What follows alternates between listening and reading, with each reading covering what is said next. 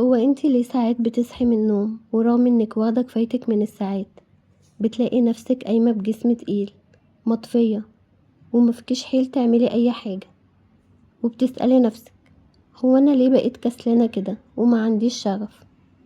الحقيقة انتي مش كسلانة خالص. التعب ده مش فسيولوجي على قد ما هو تفاصيل صغيرة خفية بتسحب طاقتك النفسية من اول دقيقة في اليوم. تعالي هاتي مشروبك الدافي وركزي معايا في الاربع نقط دول، لأنهم هيرجعوا لصباحك الهدوء والروقان. لما بتنامي وانتي بتفكري في قائمة مهام بكرة أو مشكلة متحلتش، مخك ما بياخدش راحة كاملة، بيفضل شغال في الخلفية طول الليل.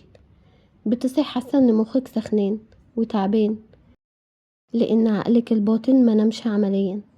الحل البسيط هو حيلة تفريغ الدماغ. ورقة وقلم جنبك على السرير واكتبي فيها كل حاجة مخوفاكي أو وراكي قبل ما تقفلي عينك لتفصلي تماما. وتاني حاجة نغمة المنبه العالية أو المزعجة بتصحي الجهاز العصبي في حالة فزع ودفاع عن النفس. جسمك بيفرز هرمون الكورتيزول والأدرينالين بكثافة فورا، وده بيرهق قلبك وأعصابك وبيسيبك مهدودة بعد نص ساعة من الصحيان. استبدلي أصوات الإنذار بنغمة تصاعدية هادية أو صوت طبيعي يتدرج بالراحة. وتالت حاجة أول 3 ثواني بتفتحي فيهم عينك هما اللي بيحددوا إشارة العقل الباطن لليوم.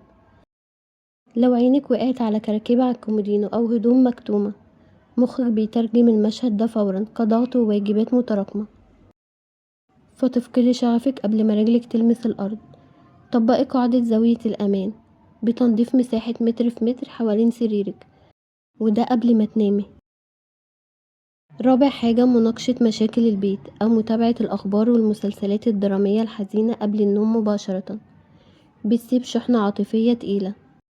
العقل بيعالج المشاعر دي طول الليل في الأحلام، فبتصحي بشرتك مطفية وجسمك متشنج.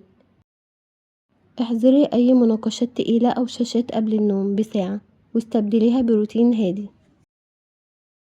خامس سبب جملة تلقائية زي هو الصبح طلع، أنا تعبانة ومش قادرة، بتدي أوامر فورا لمخك لإفراز المواد المسؤولة عن الخمول والكسل.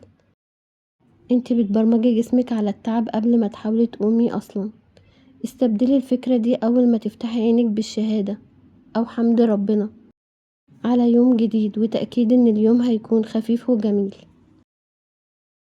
سادس حاجة أول ما تصحي وتفتحي الموبايل وتقري أخبار أو تتفرجي على صور الناس، مخك بيتنقل فورا من حالة الهدوء لحالة التوتر والمقارنة. انت بتشحني دماغك بزحمة معلومات قبل ما تبدأي يومك أصلا، فتلاقي طاقتك الذهنية خلصت وانت لسه في السرير. أجلي الموبايل على الأقل أول 30 دقيقة.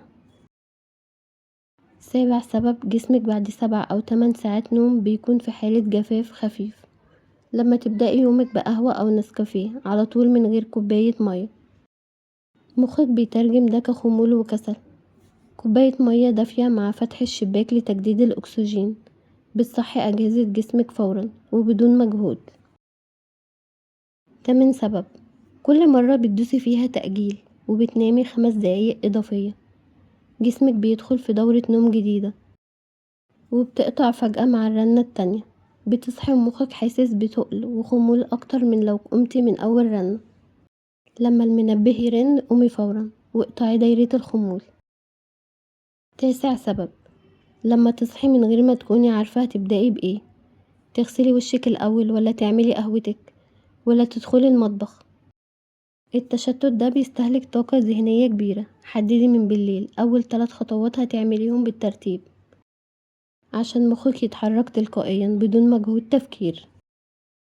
عاشر حاجة أغلبنا بيصحى يجري فورا على الخدمة والطلبات والبيت من غير ما يدي لنفسه 15 دقيقة بس هدوء. الوقفة مع النفس الصبح مع كوباية الشاي في مكان رايق اللي بيشحن طاقتك النفسية. لو بتلغي الموعد ده مع نفسك بتحسي طول اليوم انك بتستهلكي بدون مقابل. ودخولك المطبخ الصبح وتشوفي أطباق في الحوض من بالليل بيدي صدمة نفسية بصرية مبكرة. المطبخ النظيف قبل النوم بيدي شعور بالبداية الجديدة والراحة النفسية أول ما تفتحي باب المطبخ الصبح وتعملي مشروبك. ولو الغرفة مقفولة تماما والستاير مغلقة، جسمك ما بيستوعبش ان النهار طلع، لان هرمون النوم بيفضل عالي. فتح الستارة ودخول ضوء الشمس الطبيعي بيدي إشارة بيولوجية فورية للمخ ان الوقت حان للتنشيط واليقظة. أول ما تفتحي عينك وتبدأي تفكري في الغدا والنظافة والغسيل والطلبات مع بعض، عقلك بيحصل له إرهاق مبكر وضغط. ركزي دايما في الخطوة اللي جاية فقط. دلوقتي أنا باكل فطار هادي، وبعدها انتقلي للخطوة التالية بدون استباق الأحداث. عايزاكي تعرفي ان راحة البال والصبح المشرق مش حظ، دي قرارات وصناعة للتفاصيل الصغيرة. جربي بكرة تطبقي نقطة أو نقطتين بس من اللي احنا قلناهم النهاردة، وشوفي الفرق في مودك وطاقتك. قوليلي في التعليقات ايه أكتر نقطة حسيتي انك بتعمليها ومن غير ما تحسي بتسحب طاقتك. وما تنسيش تدعميني وتشتركي في القناة وتفعلي الجرس، وشاركي الفيديو ده مع صاحبة ليكي تكون محتاجاه. سلام.